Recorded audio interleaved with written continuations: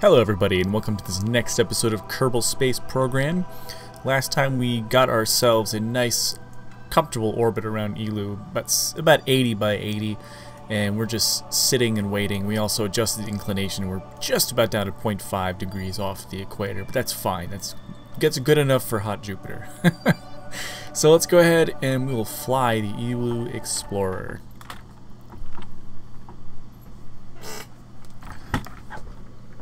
It's been a little bit, it's been a while since I played this, so we're getting back into it again. Yes, I remember correctly. Last episode we did have to burn a good deal of fuel just to get ourselves all set up all properly. Now, we shouldn't have to spend any more than about 840, I think, to land and get back up. So that shouldn't be too much of a problem. We do have a good bit of fuel inside this tank as well. But first, let's go ahead and transfer our fuel into this craft, and hopefully it won't be stupid with that glitch. Okay, it didn't. It's not stupid with that glitch. In the last mission to Dres, it wouldn't let me put the fuel or the oxidizer in. It was only letting me do the liquid fuel. Very strange, but we ended up figuring it out, thankfully, and it all ended up going pretty well. So there we are. We've basically emptied this tank, but luckily we have fuel in here and here, and I highly doubt we'll use all of this fuel. In fact, I'm fairly certain we'll be dumping some of this back into the main service module here when all is said and done. But for now, here we are around this tiny white little snowball of a planet, and I think, well, all we have to do now is pick basically a good spot to land in. There's all kinds of little things going on, and just to conserve fuel, I'm gonna pick a spot right across the equator. I'm not gonna do anything nuts and like land on the poles, because there really is no point. It would just cost too much fuel to get back up again. I would like to check out this little crater, however it is kind of in the dark side, so maybe what I'll do is do a little time warp, because we are pretty stable. We can afford to warp around, and the planet does have a nice, it does rotate at a nice clip. It only has a 5-hour day, so in no time this is going to be in the sunlight, and as you could already see, it is basically in the sunlight. So that by the time we get to our next pass, we should be able to aim for that little crater. I always try to like aim for an interesting spot when we go to land, just because I feel like it's more interesting than just picking like a bland old spot. So we'll aim for that little crater right there. Once we get to about here, I'll set up the maneuver node right about at the periapsis. There we go. So let's first get the craft separated, because we don't want the whole thing to land. Now the two guys are in there, they're all fueled up. This is my little checklist. Let's see, the lights are working just fine. We'll keep those lights on for now, because we're in the dark side. This craft is good to go. It's got its solar panels out. So yeah, let's just get this thing decoupled. And we're going to tab over to the other craft, and we're just going to RCS, press N. I'm also going to press 3 to get both sets of thrusters working. And so this is why I included these middle set of thrusters, so that when this separates, we can then use these thrusters. And we're just going to point this thing to the north for when we have to re-rendezvous and redock. This way we'll stay basically oriented in this north-south facing position. We have all our panels out, so this thing is good. We won't run out of any fuel. And there goes that thing floating away. Let's tab back to it. I think we can turn the lights off now. And this thing is all set. All set to go. So now that we are, let's actually press space. Sometimes it takes a couple clicks. It always makes me nervous when it doesn't react the first time. And oh, you know what I realized too? We could have changed the color of the lights in the VAB, but it's too late now. I always wanted to do that. Give it like red lights or something. Thought that'd be interesting. But anyway, let's set up our maneuver node. We're gonna try to aim for that little crater, wherever it went. Where'd it go? It's all the way over there now. It is a bit further down. I don't like doing that. I don't like basically going off the equator, but maybe we'll do it anyways. Just because I like you guys and I want to you know, do interesting things when I play this game on camera. If I was by myself, I'd probably just be lazy and stay along the equator. But it'll just, all that'll do really is just make getting back just a little trickier. It's not gonna like stump me completely. Hopefully not. I don't know what kind of pilot I would be if that stumped me, but it's fine. Yeah, it'll be all right. It'll be just fine. So there we go. We'll just point it ourselves at that node, and it is gonna rotate around us. That's why I aimed a little bit ahead of it. And let's just, it's probably only going to take a couple seconds worth of burn, so I won't wait too long. I'll basically just get ourselves right to that node. I'm going to guess it's going to take about 20 seconds. That's my guess anyways, and I'm sticking to it. So I'll fire this thing at about 10 seconds. We'll see how far off I am. Maybe 12 seconds. And nope, it's gonna take 2 seconds. Well, I was off by 18 seconds. Oh, all right, that's not too bad. So we'll just fire it up, nice and slowly, right till about there. Like I said, Eeloo is rotating, so I don't want it. I do want it to go a little past the mark. That's just fine. In fact, we might have to go a little bit further past the mark. Let's just push it a little bit more. Yeah, that's good. That's good. That'll do us. So as you can see, we've now jetted ourselves way past the Explorer probe. Let's point ourselves at the retro target, retrograde reticle, the retro reticle. And we'll just put ourselves facing basically so that up is up and down is down. We'll recreate the false horizon to a real horizon, and that's actually a very nice shot right there. Now this obviously isn't the furthest Eeloo can get away. Eeloo is capable of getting much further away from the sun than this. This is actually, we're actually right about at Joule's orbit, so this is the way the sun looked from Joule. I never noticed that. It's like, I don't know if you could tell in the recording, but there's like a halo around the sun, a spherical halo. Comes to around here. I think that's the astronomer's visual pack kicking in. But anyway, Eeloo can get a lot further, and we might just warp around just for fun, just to see exactly how far away the sun could get. Because right now this is about the Joule sun, so we haven't even seen the full extent of it. But we'll get our lander ready to go. We will just warp ahead and get further and further. Oh, we're already 9 kilometers away. That thing will just continue to stay precisely where it is, whereas we will basically fall towards the surface here.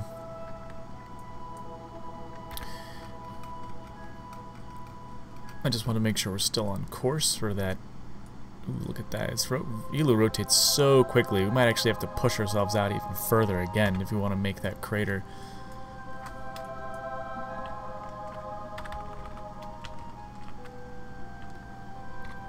We'll just go a little further. I always like to do it like just to get a nice screenshot. It always looks cool when you're doing it like this. And you can really see the little engravings here, the little trenches that have just lasted throughout the ages. Who knows how long they've been there. Yeah, look at this. Eeloo's just rotating away from us. What I might do is push up a little bit, and that should extend us up and forward. Actually would be better. Yeah, there we go. Just to extend us a little bit. Just so that we don't undershoot this crater. The crater is rotating away from us quite fast in that direction. Although I'm sure that we're going to catch up on it now. So we'll put the surface information out just so we can see. We no longer need the orbital status. Again, we're it's getting away from us. That's man, this planet rotates. It can really rotate. Might just have to push it out again. Let's see. We'll just give it a little push. A little push. There we go, that should do it. It's kind of cutting it real close. In fact, I just might keep going that direction. Yeah, just, you know, because you got to figure we're going to start slowing down around here, maybe here, because we're getting real close to the surface. In fact, yeah, we're a mere 17,000, more like 16 or 15,000. I think that might be our crater lip right here. In fact, no, that's it. It's the next one over. Yeah, we're already so low. Oh man, it's crazy.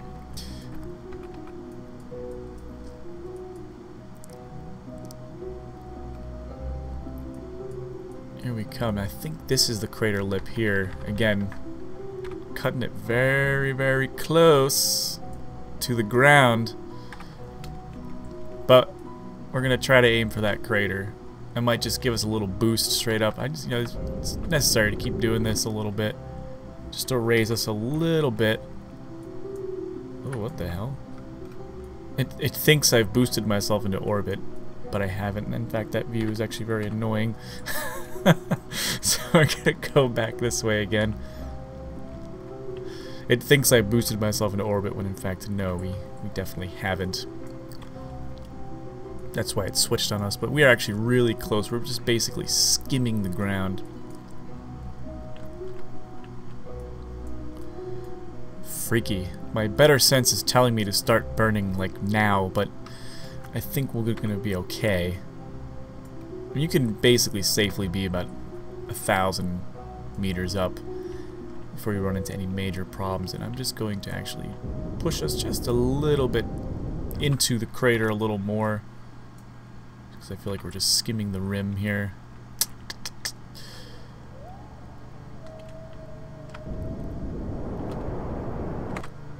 Just to get us more inside the crater. I don't want to be near the wall. That's just bad news. You don't want to be near walls, because then you have to deal with, you know, hills. Those are never any good. But okay, let's just go and slow down now. We can go ahead and do that. Slow down. Just pointing basically on this side of the retrograde, just so that we kill our lateral speed. I just basically want to fall now. Let me fall. But not too much. You still want to have some kind of curve like this. It's never good to just completely vertically fall. I don't know why. I can't really give you a mathematical reason, but I can give you kind of a logical reason. It's just, it's more wasteful to fall straight down. You kind of want to maintain some kind of forward velocity. I guess fuel-wise, it just conserves fuel better. Now, I'm not Scott Manley. Scott Manley could tell you the precise mathematics as to why that's the case. I can't. I don't have a degree in, you know, astrophysics. In fact, I got a D in physics in high school. Of course, I did have major senioritis, and I didn't actually give a crap about science back then.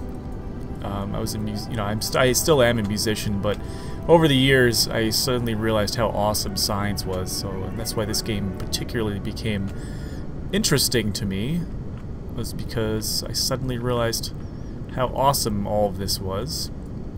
And in fact, this game probably sparked an even deeper love of science in me, and I hope you guys see the same thing. I mean, obviously you're watching this video. If you didn't have any sort of interest in it, you probably wouldn't care enough to watch, but anyway, I gotta shut up now because here we go. Coming in here. Oop, oop, oop. Just a very gentle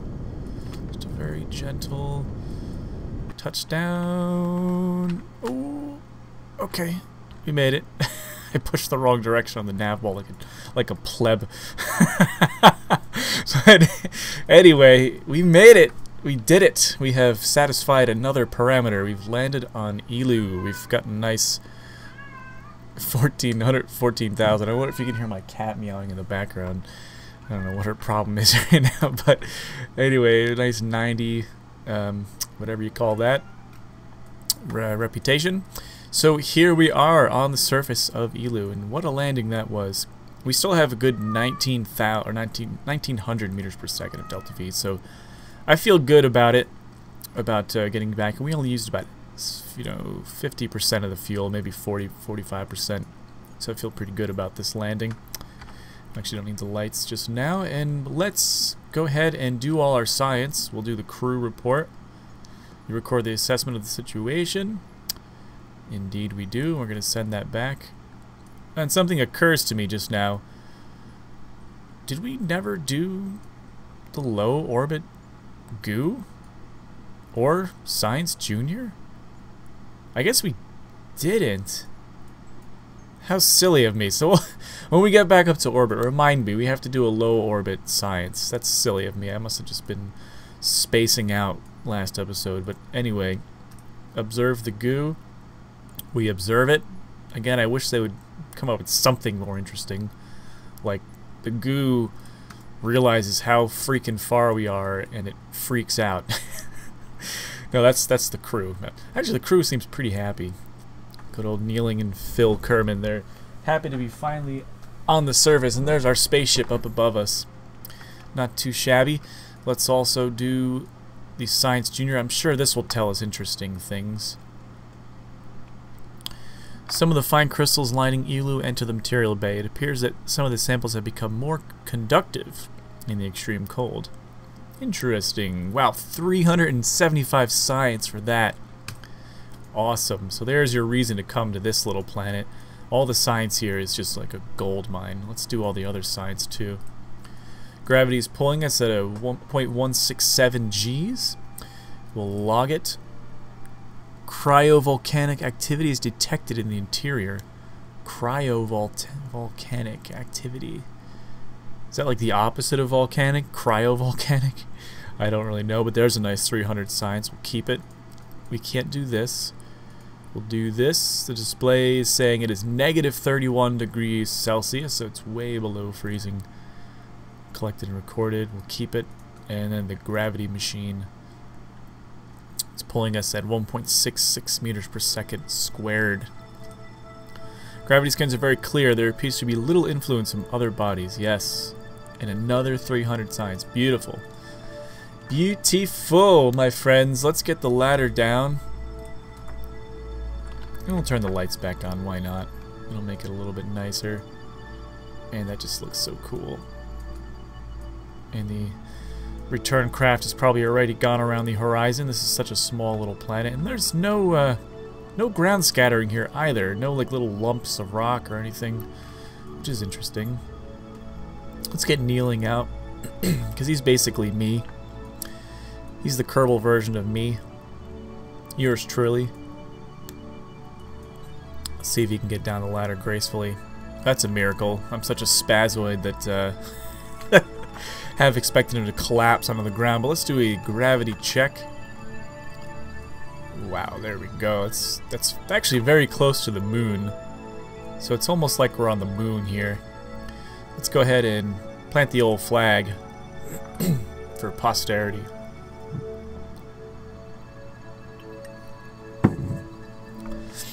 There we go. Kneeling on Eeloo. Let's take the old surface sample. Chipping away at the icy surface, you find some brown soil underneath. Yeah, I noticed that from orbit. Wow, 450! Jeez! This data is gold. EVA, you record the observations, 120 from the EVA report. And let's get the other guy, Phil. Look at Phil Kerman out on EVA as well.